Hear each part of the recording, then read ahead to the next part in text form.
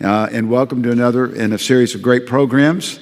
Today I'm honored to introduce the speaker because he is a friend of mine, and we have shared many miles together in terms of political and policy issues, so I'm glad to welcome him here in a subject that I think Arkansas is trying to become a leader in, and we bring a leader in it to talk with us tonight. So if you could turn your cell phones and electronic devices off, that'd be great.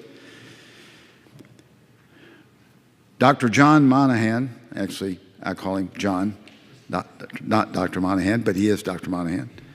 He is the Senior Advisor for Global Health to the President of Georgetown University, and he works with Georgetown School of Public Policy and Law, where he is currently teaching global health law.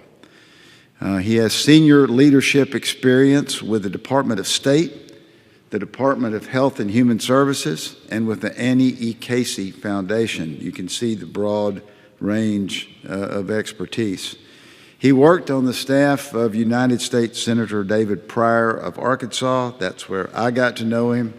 And as John and I were talking, David Pryor, of course, the founding dean of the Clinton School. He's an author. He's an editor, but more importantly, he's just a really good guy who knows global health issues. Please welcome my friend, John Monahan.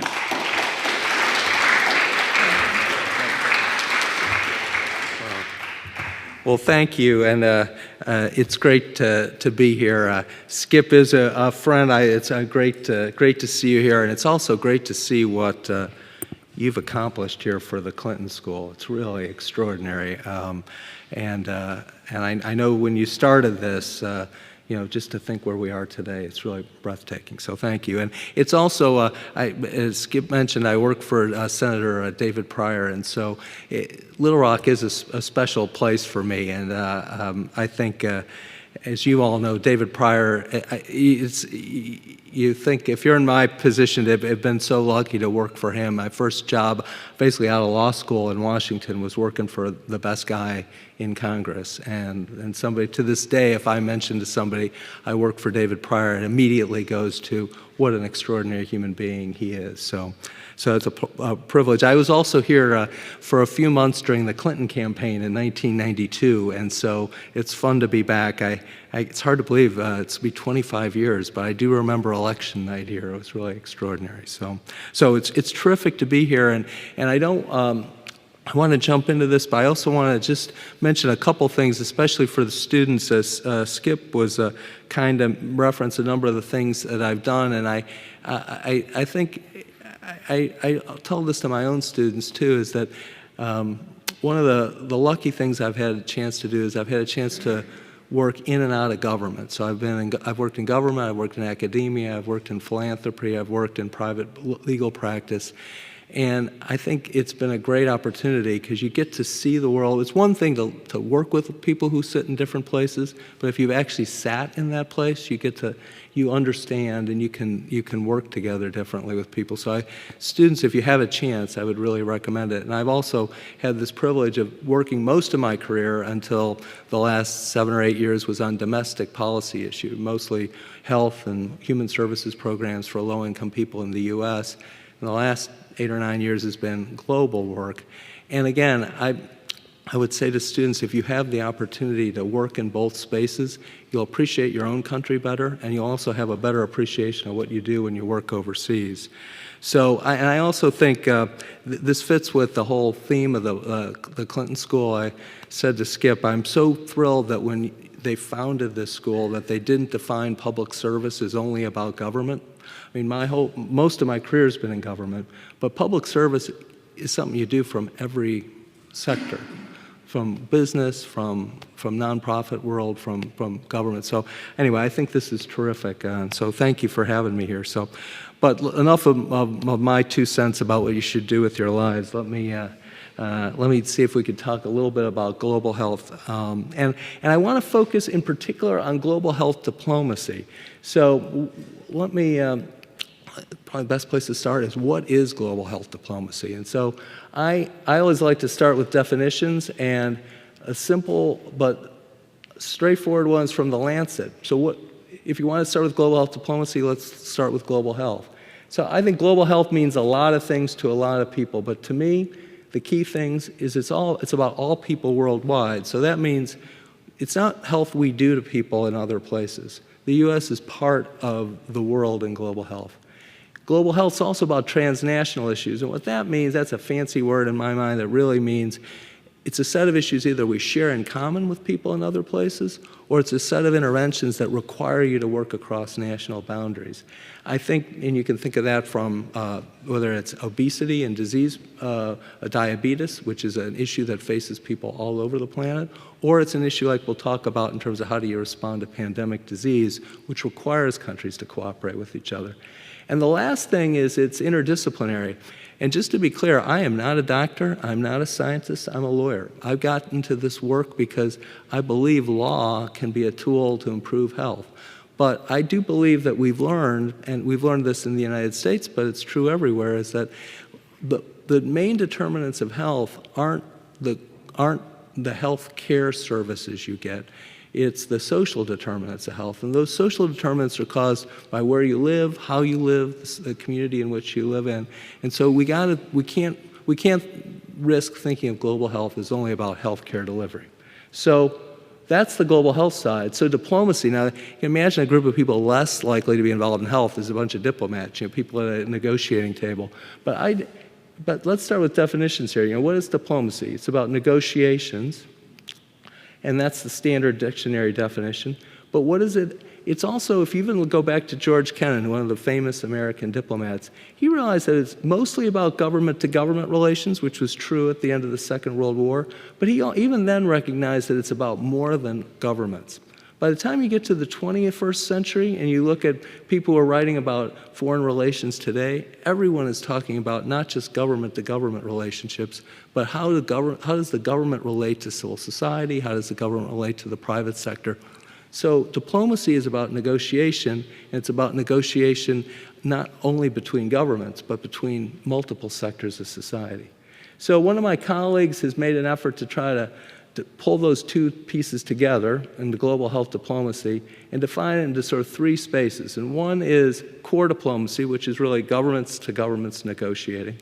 The second piece is what I just talked about, multi-stakeholder negotiations. This is how the Gates Foundation interacts with the U.S. government to deliver health care in a country. This is about how a private company, maybe a drug manufacturer that's developing a new drug that could make a difference at a low-income setting, is negotiating with governments about how to deliver care but again, these are examples of ways in which sectors work together. And then finally, and I think this is actually a bit of the future, is we're now starting to see diplomacy, in my mind, being done without governments involved at all. This will be academic research. So if the University of Arkansas becomes involved in research work on a particular disease or a particular condition, they may find themselves in a global network of other research universities. They'll be negotiating about how to conduct clinical trials. They'll be negotiating on how to deliver care. This is the future of the world, where you're going to have negotiations among non-governmental actors who are actually going to be involved in delivery. So, this is the big factors to me is just my big takeaway when you're thinking about defining global health diplomacy. It's governments plus all the other sectors in society. How do you negotiate? It's about negotiations, and it's about agreements, and some will be binding agreements like treaties. We'll talk about that today. But some will be non-binding. They'll be just unofficial relationships between different organizations. And then really critically, it's not about healthcare alone. It's about multiple sectors in society. So this is a big box, but I think this is a really exciting box, and especially for students here who aren't health professionals. When you think about public service or a way in which you can use your skills, this is a space where we're going to need people who can negotiate and navigate to get things done. So what do I want to do? I'm a lawyer, so I can't stop myself, right? So at the end of the day, what I'd like to do is make three arguments to you about why global health diplomacy matters. We got a little bit of a definition. I think it matters for three reasons. One, global health diplomacy has been and will continue to be a tool for improving health of millions of people around the world. I want to show you how at least I see that. Two is, I don't want you to get stuck on the idea that the agreements or the treaties are the way in which that happens. Though they're important, they're the results of diplomacy, but so often diplomacy is a piece of a larger puzzle. So what you're going to find is that every treaty I talk about needs to be improved. Sometimes those treaties are devices that get people to work, to organize politically around, say, tobacco control. We'll talk about that. Sometimes the negotiations are just to create a new organization, like we'll talk about the Global Fund to fight AIDS, TB, and malaria, is a way which has moved $30 billion in funding to low-income countries over the last 15 years. That was the process of a negotiation. We'll talk about that. So what I want you to think of the agreements and the institutions and the products as a means, but not the end. And then the last thought is, I firmly believe that what we're going to talk about today is only going to grow, that there is going to be an increasing need for people to be diplomats, not just in government, but in private sector, civil society, philanthropy, because negotiating in a networked world is the future. And global health is a network space. So figuring out how do you understand what other people need and how do you reach agreement with them, I think is really critical. So that's my three arguments. Hopefully I'll be persuasive. If not, you'll just have to let me go. So here are the three cases. So I decided just three things where I think are three big issues in global health, and I think you've got a history of diplomacy. So one's global health security. We'll talk about that's pandemic diseases. Second is global health equity. This is the reality that some countries don't have the resources that we do, but they have greater needs. And then let's talk about non-communicable diseases, and I'll use tobacco as an example. In each one of these, let me just tell you what I'm going to try to do. One is briefly describe the problem. I'm not a doctor, so we'll get you a doctor if you need one. But I want to talk about the diplomacy that got to the solution that was laid out here, a little bit about the agreements and how that agreement was made. And I really want to focus, too, on the fact that none of these deals were done on their own. They've had to be improved, or they've had to be part of a larger effort to public health change. And then I'll do a little speculation on where each of these go going forward. So let's start at this one's probably the simplest one in the sense that I think everybody's got a vision for this, right? Global health security, pandemic threats. Next year, we're going to we'll recognize the 100th anniversary of the Spanish flu of 1918. 50 million people died. If anything like that kind of a novel influenza hit us today, you'd be talking about at least double the number of fatalities. You'd probably be talking about a decrease of 3 or 4% in the world GDP. It's an enormous event. Well, we've seen, but we don't have to look back 100 years. You look at the H1N1 swine flu pandemic in 2009, even though it was a relatively mild influenza, it still had excess mortality of over 100,000 people worldwide, so it wasn't exactly a non-event. We all saw tragically what happened with Ebola, right? West Africa, poor health systems, 10,000 people died of a disease that we know can be controlled, right?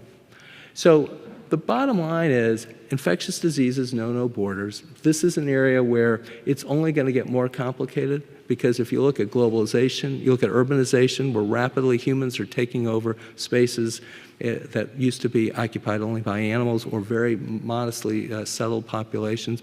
We're going to have that plus climate change, travel, all those things add up to more emerging infectious diseases. And what used to happen every maybe 10 or 20 years is now happening every 3 or 4 years. This pace is only going to increase because that's the world we live in. And the other thing is, I think everybody gets it. You have to have international cooperation. And so, not surprisingly, this is the area that has the longest history in global health diplomacy.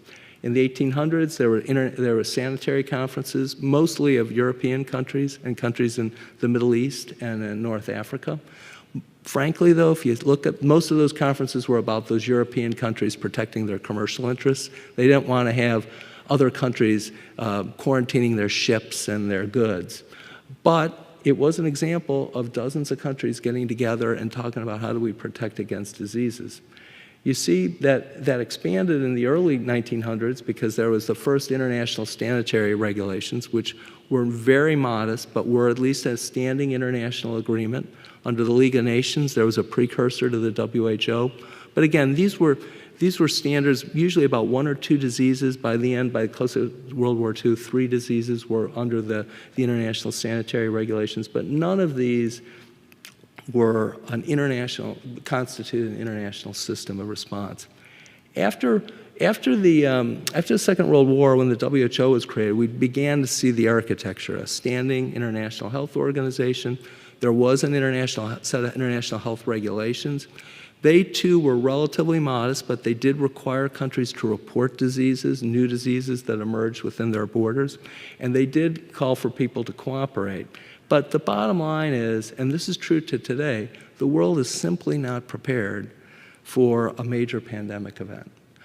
We have a history of diplomacy between countries that is made progress, but it's not where we need to be.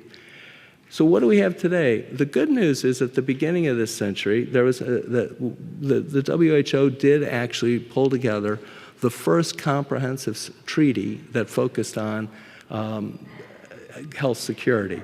And so the WHO, unlike most international organizations, can negotiate treaties. And it did negotiate a treaty, in this case, not just for a few diseases, but all hazards. And it also required the signatory countries to have core capacities in terms of detecting and responding, and most importantly, reporting to the international community if a new disease emerges. It also had provisions that required countries, before you started to quarantine people or cut off travel, that you had to have a process that balanced human rights, balanced commercial interests, and balanced science. That had never been set in international treaties. And that it also, importantly, gave the Director General of the WHO, which is really sort of a unique international role, the ability to declare a public health emergency of international concern. And that occurred for the first time during the H1N1 pandemic. But this is the first time we've had in world history a global treaty that is at least the architecture for how we would respond. Now, it is not perfect. And there's a number of weaknesses. One is there's no enforcement mechanism. So, for example, during Ebola, when countries refused to accept travelers from West Africa, even though it made no sense, there's no way the WHO could punish a country that did that.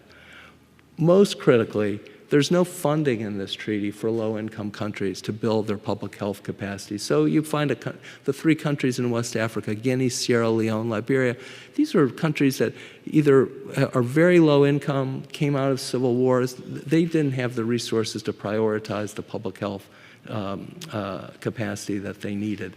But, again, but that's an issue we can deal with. I'll talk about that in a second. Also, the evaluation, as a practical matter, every country was allowed to report on whether it was complying with its own obligations.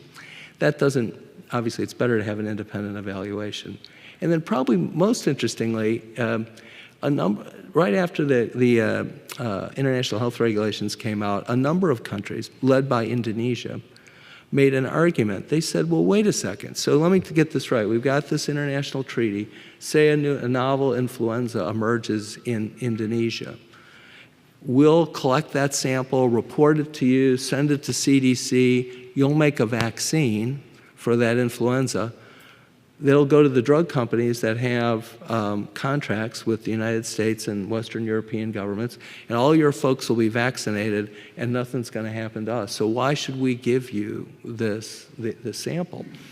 So now, you can debate whether or not the ethics or the morality of holding the world hostage by saying we're going to hold this sample, but in fairness, it's a global problem, and why should only the countries that are wealthy enough? So this issue emerged because realistically what happened when the first public health emergency of international concern occurred under the IHRs, I was working at that time at the Department of Health and Human Services at HHS and for the U.S. government. And we realized this problem that a lot of the countries that low-income countries were going to say, well, what do we have? What's our stake in this? So we actually organized a donation campaign where all the Western governments agreed to donate 10% of any of the vaccine that was created for that flu. But low-income countries weren't going to live with that, and I'll talk in a second about a solution that's underway for that. But again, this is the sort of the core problem. And then at the end of the day, this is really less about the treaty and more about the reality that no matter what the treaty says and no matter what powers an organization like the WHO had, the bottom line is the WHO blew it in West Africa. Despite the fact that MSF for months called out the fact that Ebola was spreading and that there wasn't a control mechanism, the WHO just failed to declare a public health emergency when it was clearly warranted. So these are the real problems. So what do you have going forward? So I think this is actually an area where there's a tremendous amount of diplomacy going on right now. One is the global health security agenda. Really, right about the time of Ebola, the United States and now as 50 other countries have worked outside of WHO, frankly, because they're skeptical of WHO's capacity. But 50 countries have gotten together to create what they call the global health security agenda. And what that does is it's a coalition of the willing, if you will. It's a group of countries that want to work together, and what they do is they match. They match countries that have capacity, so like the United States or France or the UK. They match a country who has public health capacity with one that doesn't. And the countries that have provide dollars and technical support to improve the public health capacity of the countries that don't, so that we're raising the level of capacity to meet the IHRs. So that's a step in the right direction and is growing.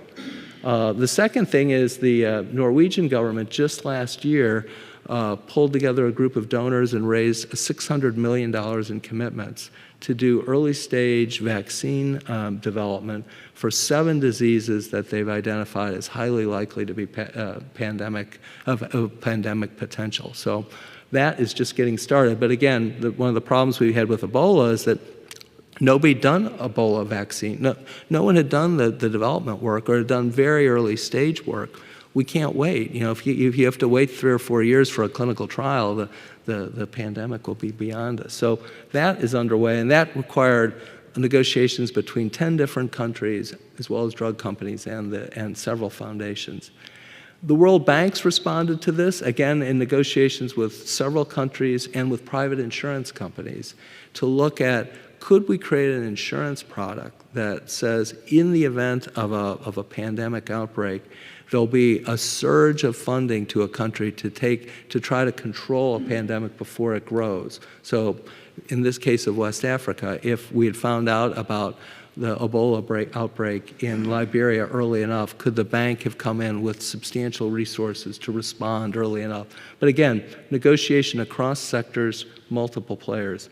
And I mentioned to you the sharing. So what happened after the 2009 influenza outbreak is a negotiation came together between high-income countries, low-income countries, and drug manufacturers to come up with a framework that if countries share samples of influenza, of a novel influenza, that then those countries will benefit from approximately 10% of whatever vaccines or other medical countermeasures are created by the samples that they provided. So to try to create a binding set of commitments among countries, drug companies, and the WHO. So I mention all this. I don't mention all these to tell you that we're done. We're not. And the last thing is, of course, the WHO is actually looking at revisions to the international health regulations because of all the problems I've described. Part of what I'm here to tell you, though, is that we've got a major diplomatic agenda going on right now about ways to respond to the health security, the weaknesses in our global health security structure. We're nowhere near where we need to be, but we're making progress, and every one of these involves negotiations across sectors and involves very complicated and fairly substantial amounts of resources to get us ready. So that's point one and sort of my case of why health diplomacy matters.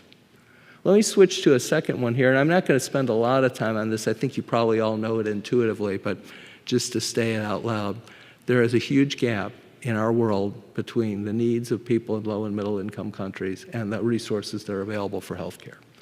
And just a couple recent examples, The Lancet just had an article that showed the gap, an annual gap of $274 billion between what countries have invested in their health systems and what they need to meet the Sustainable Development Goals that the UN just set 2 years ago for health. And then just to take one disease as an example, UNAIDS recently estimated that we would need to increase global spending on HIV by 33% a year to just bring the pandemic under control. So my point is there's a gap. So what can diplomacy do about that? Let me give you one example. The Global Fund to Fight AIDS, TB, and Malaria was created about 12 years ago, and it was done through negotiations between donor governments, recipient governments, the Gates Foundation, private companies who are active in communities that were being devastated by HIV, and civil society groups, people who represented families and people being affected by HIV. So where did it come from? It was the first person who called, well, it really comes out of the HIV/AIDS movement, to be honest. You know, in the early 80s, HIV was an uncontrolled pandemic. We didn't know, there was no treatment for it. By the early 90s in the Western world, there were drugs that would control HIV, but they were expensive, and they were definitely only available in places where people had resources. At that point, by the mid-90s, the bulk of the epidemic was in Africa. And as late as the year 2000, there are probably no more than 10 or 15,000 people in Africa who had access to ARV drugs. So by the turn of the century, then the head of the Secretary General of the UN's, Kofi Annan, called for the creation of a global fund for AIDS. The G7, which is the leadership group of developed countries, called on the world to create a global fund.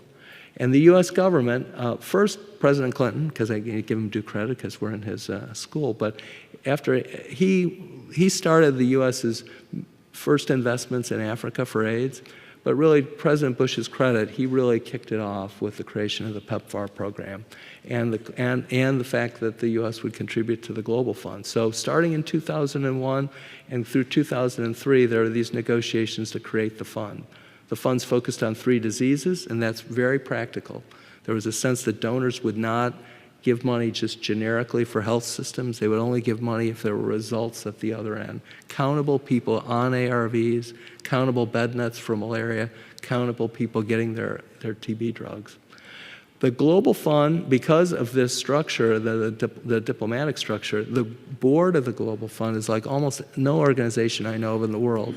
It's a Swiss nonprofit corporation. It has 20 board members. Half of them are from the developed world, half are from the developing country world. You've got the Gates Foundation sitting at the same table as AIDS activists, deciding how you're going to spend money. And putting aside the complexity of the international assistance for health, I think the Global Fund as a mechanism for bringing money to the world is an unmistakable success. In this last period of time, it's raised and spent $32.6 billion. In its most recent replenishment, which is every 3 years, the donors come together. They committed to committing another $13 billion for the next 3 years. And that is a huge diplomatic effort to get countries to all come at one point in time to agree to fund the fund. And the results are clear. 22 million lives saved, hundreds of millions of bed nets distributed.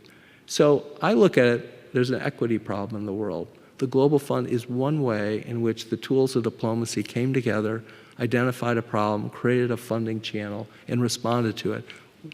Never before in history has there been a mechanism like this. Did it work perfectly? No. And this is the other theme I want to leave you with. These are not one-off deals. So within 5 or 6 years of the funds being set up, it was clear we were in trouble. So during this period, I represented the U.S. on the board of the Global Fund in a number of different capacities. But basically, we concluded, and increasingly other board members concluded, the fund was broken. Its senior management team was not up to the task. They did not have financial controls, anything like what you'd expect for an organization spending billions of dollars. And probably most importantly, it had started off as a classic open, it started off as a funding model where the fund said, give us your best ideas, we'll fund everything. Well, shocker, 10 rounds of funds later, 10 rounds of applications later, a bunch of countries won a lot of grants, some were completely shut out. The Chinese were the single largest recipient of Global Fund dollars, so imagine the politics we live in today. We're the single largest recipient of a international assistance program, of which the United States pays for a third, is the government of China. It was just an untenable place for us to be. So the fund moved from a model of open-ended, as much, grant applications, to one where we looked around the world, tried to assess the relative disease burden across the 3 diseases, and gave every country an allocation. And then the question with the country wasn't, can you write the best grant application? The question is, given an allocation, what's the best way to spend that money? It's yielded a tremendous increase in the value for money. We're getting more people covered for the same dollars because of this shift. And the donors, this is a really difficult process, but in 2013, in the middle of this, the donors met and replenished the fund at a level equal to what they had before we started the reform. So we brought people along, and the fund actually ended up being stronger as a result of this change. I mention this to you because it's not, often history is written about the dramatic first signing. Sometimes the reforms are as important as the first step, because that's when you get people to come together and say, what we thought we were doing was great, but it wasn't working and we got to fix it. So what's in the future? I think the future is to get countries themselves, the recipients, to start to do more. Some countries, frankly, as they move up the economic ladder, just have to get off assistance from the Global Fund. And then some countries, of course, want to move from a disease-specific model to providing universal health coverage, which could be great, but the practical reality is if you, from a donor country political perspective, if you move from having a very specific set of diseases where you can count X number of people being saved to I'm giving money to country X for their universal health system, the politics of that are really very hard, right? People like to give to things where they can see a tangible benefit. So we'll see. The fund's going to have to struggle with that. And then there's the other reality is we've been at this for 15 years. At some point, there's going to be donor fatigue. People are going to get, aren't we done yet? Isn't HIV over yet? So anyway, I mentioned all these. This is the diplomacy of the next 5 to 10 years for the Global Fund, working through these issues. So let me go example 3, and I'll try not to, I don't want to take up too much time, but I hope I'm making the case here. I'm sorry. So, oops, there we go. So we've talked about health security and pandemics. We've talked about responding to health inequities by the Global Fund. So what about the future? If you look at disease burden, if you look at the global burden of disease today, sure, infectious diseases are, especially in low-income countries, infectious diseases are really important. But for most of the world, non-communicable diseases are the greatest cause of death and morbidity. And even in low-income countries, that is rapidly becoming the case as people adopt Western diets, as economies grow. You're starting to see, and frankly, for a lot of the countries, they're living with the double burden. We had, in a sense, think of the United States, we had the luxury of dealing first with infectious diseases and in controlling them before we started to get to the kinds of diseases we're working with today, diabetes, heart disease. Imagine if you had both of those spiking simultaneously. And that's true for much of Africa, South Asia, Latin America. So let me just take one example. This is an easy one. Tobacco. How many smokers we got in here? Excellent. I used to be one, but this is it's still 7 million people a year die from tobacco-related deaths. The cost to the world is $1.7 trillion, and it's an overwhelming. The good news is tobacco consumption in wealthy countries is going down, and even better, we know the interventions that work. This is not a complicated. We know that if you raise the price of tobacco products and you control access to them, people will smoke less. If they smoke less, they'll be healthier. This is not This is not an area of complicated science. The bad news is the tobacco industry still exists, and it would like to grow in low and middle income countries. So is there any diplomacy in this space? There is, actually. In 2003, the world signed, including the United States, the Framework Convention on Tobacco Control. Its roots go back to our own regulations here in the United States, trying to get starting in the early 60s with the Surgeon General's report, going into the 1990s when President Clinton was in office. I was at HHS when the Food and Drug Administration first tried to regulate tobacco. This treaty was an effort to take what we did in the US and do it globally. So this treaty has 181 signatories. It calls on the participating states to undertake tax policies to raise the price of tobacco, demand reduction, supply reduction. Like many international treaties, it does not have an enforcement procedure, but it is a remarkable statement of commitment about what countries can and should do to control tobacco. Interestingly, it does create, unlike the international health regulations, it has a conference of parties, which are signatory countries that meet on a regular basis to track how well countries are progressing in their tobacco control. And that's actually been very effective for advocacy. And so this is an example where the Tobacco Control Convention has had some effect. You know, 80% of the countries that have signed have passed or strengthened laws since they signed on. There's a hub of information sharing. The treaty itself creates new standards. It's created an energy around advocacy. But I think if you ask people honestly who work in this, they would say the treaty in and of itself is not self-executing. Countries don't say, oh, I signed my treaty, I've got to change all my laws tomorrow. What it's done is it's created a hook for advocates in countries around the world who want to come in and say, our country should do better in terms of tobacco control. And this has been a device that's been used, really throughout the regions of the world to put in tougher tobacco control. So this is an area where you got to think of the treaty not as an end in of itself, but as a tool for domestic advocacy. So the future here is obviously the tobacco industry. We don't know where they're going to continue to be a challenge for people working on tobacco. I also think realistically, we're also finding that lower income countries tend to be less aggressive in their enforcement of tobacco control policies. This is understandable on some level because they have other priorities. The downside of that is those are the markets that the tobacco industry is looking at. So we have to start to think, what can you do from a what can we do to strengthen the hand of those countries? And then, of course, there's the reality of new products. You've seen it with electronic cigarettes. We're just around the corner from having new kinds of cigarette products that are going to be arguably healthier for you. So how is the treaty going to deal with that? So then the other question I guess I'd leave you with, we talked about NCDs, is, tobacco's one example. But the truth is there are a lot of products that are directly related to health issues. Sugary drinks, alcohol, processed foods. Now, those, unlike tobacco is unique in many ways because it's a legal product that if used properly as is intended, it kills you, right? That's not true of Coca-Cola. That's not true of, Pop-Tarts. But too many Pop-Tarts and too much Coke can get you in, right? So the question is, how do you think, is there a role in global health diplomacy to encourage better laws, better production? How do you engage the industry? What role does the global agricultural industry have in this space, in terms of the kind of products we create, the kind of food we serve?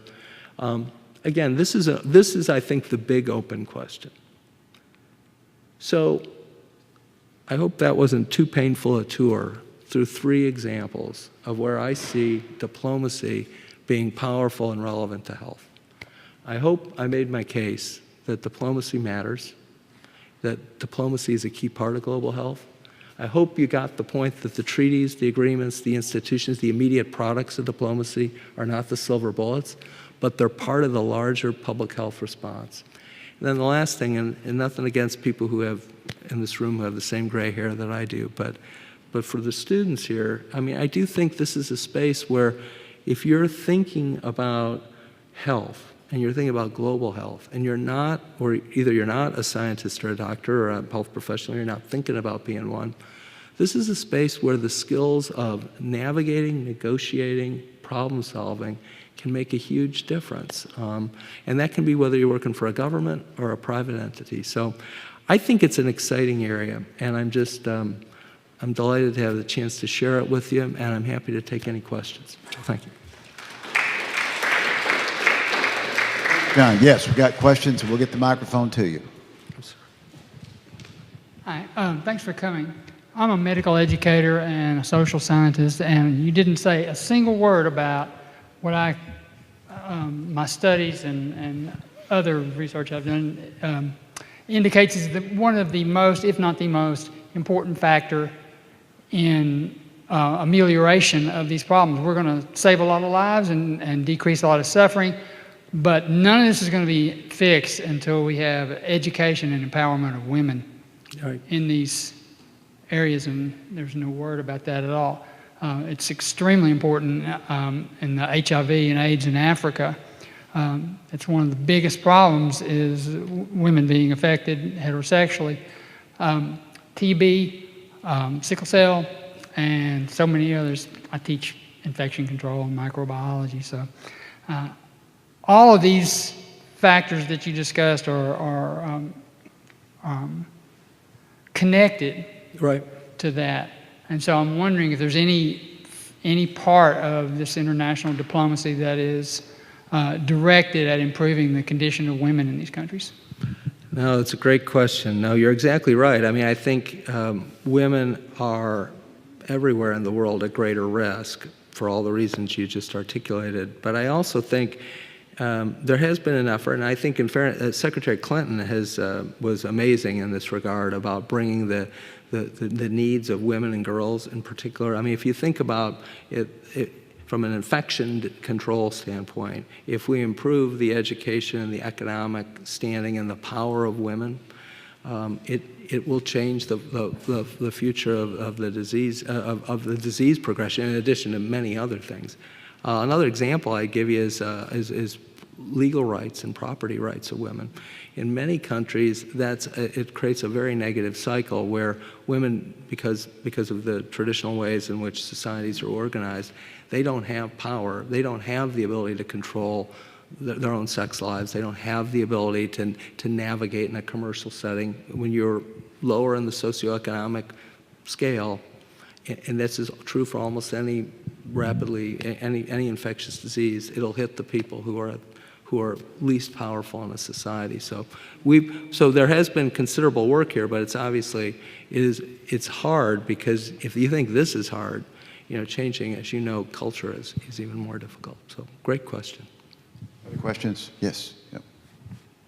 Hi, thank you for coming. My name is Marina. I'm a first-year student here at the Clinton School. Great. I really enjoyed your presentation. My question was about, earlier you had mentioned that the Global Fund wanted countries who were receiving funds and resources to do more. Yeah. I was wondering if you could, I guess, elaborate on what more, what specifically could countries be doing? Well, there's a couple things. I mean, I think in the old funding model, you would basically be rewarded for coming up with the biggest grant application you could and the maximum amount of money, right?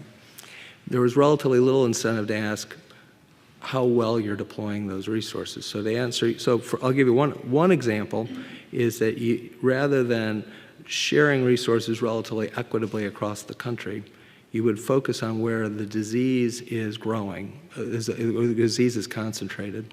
There's also, in the way that infectious diseases often spread, there are places called hotspots where there's a high concentration of where there's transmission. And the truth is, because most countries have political challenges like we do, there's a tendency for a central government to spread resources around the country. But if the amount of money you get is fixed, at least for a period of time, it's an opportunity for the fund to say to the country, let's prioritize money where it's needed the most. So that's one. Two is the fund then started to work more closely with countries in how they procure resources. So a lot of what the Global Fund pays for are commodities, drugs, diagnostics, other things, that if each country bought on its own in individual sort of installments, you're not going to get the best value. It's not Walmart, right? So if you, though, create a dynamic, if you create a situation where multiple countries bundle their procurements, they can get a better value for their dollar. So that's the other thing the fund did as part of this transition, was to get better prices. And that part's worked really quite well also. So those are ways in which you can lower the per person costs, so you can cover more people, or at least cover people more, cover the places and people that need it the most. A last example I give you is marginalized populations. I mean, the truth is not everyone is equally, to your point, not everyone is sort of equally at risk, particularly for HIV. And so part of the diplomacy, actually, that the fund has had to do, and as well as the U.S. government with countries, is to say, we need to focus on populations that are socially marginalized, men who have sex with men, intravenous drug users, commercial sex workers, people who really many governments would prefer to not even acknowledge exist, much less prioritize for government services. So probably talked too long, but those are at least 3 ways. Andrew, we'll come back over. Sorry. Hi, my name is Andrew Forsman. I'm an alumni of the Clinton School. So at the beginning of your presentation, you talked about that the future of public health and of public health negotiation is in large part going to be emerging between non-state actors. Mm-hmm. Can you talk a little bit about, in that situation, as that is emerging over time, what the government's role, both U.S. and international, is in that space? I probably imagine you wouldn't just want to step back and say, okay, great, take the reins. Is there a way that the government can, be a catalyst and an organizer for that space? I think a couple things.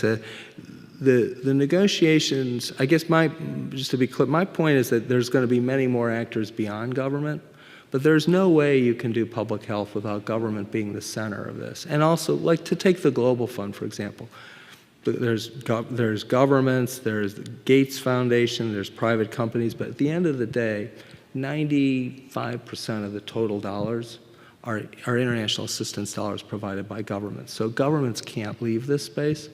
The question to me is, what could the partnerships look like that could make a difference? So we started to see partnerships between government and private sector about developing new drugs and products that might be useful to meet diseases that really don't have a market in sort of the Western world, but have a great need in low-income countries.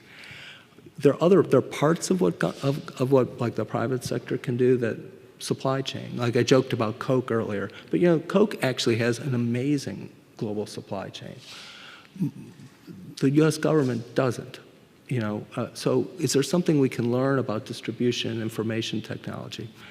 Another game changer is in sort of is information technology.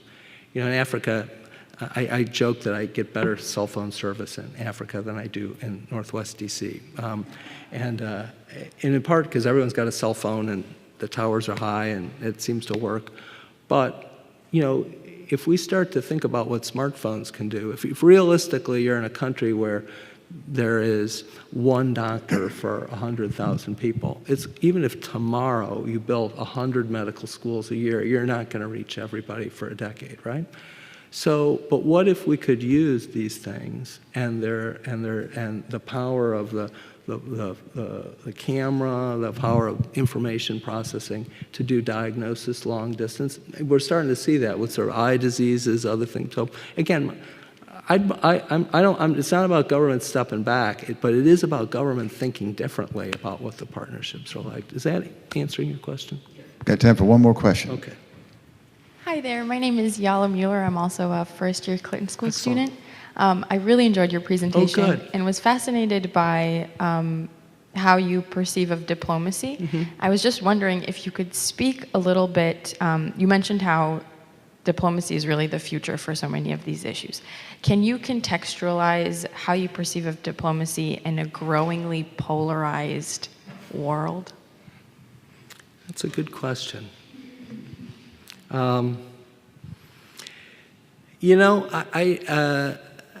It's worrisome. I worry about a lot of things, but one of the advantages of this space is that historically, the United States, because we were the leading country in the world and we embraced that role, whether it was a Democrat or a Republican president, gave us a unique role and power. The thing I always say, whenever I didn't get it really till I started to do international work. When you'd go to a room, it wasn't like the U.S. got anything that it wanted, but where we were started every conversation. Every debate was anchored around where we started. And again, not to get political here, but I do feel like I worry that the current administration doesn't appreciate that role. And if we lose that, we're going to lose our ability to do these. We have an outsized power, even beyond our money, we have an outsized power here because of our leadership. Having said that, you can't despair, right? So I think actually in some ways the ability to listen and learn and try to appreciate where other people are coming from is even more important now. And we may need to do our own domestic diplomacy too, but I think that it is a way, I think the challenge here is going to be to actually find as many of these opportunities where even countries that may disagree on a lot of things, these can be ways where we can do things together. So take the Global Fund, for example. The current administration has maintained funding for this. It has not walked away. It could have, and if it did, it could potentially let other donors leave, but they haven't. So this kind of work might be a way that keeps us together with allies in a way that we may not be able to on other issues. So I hope that was responsive. Everybody, let's thank John for coming here.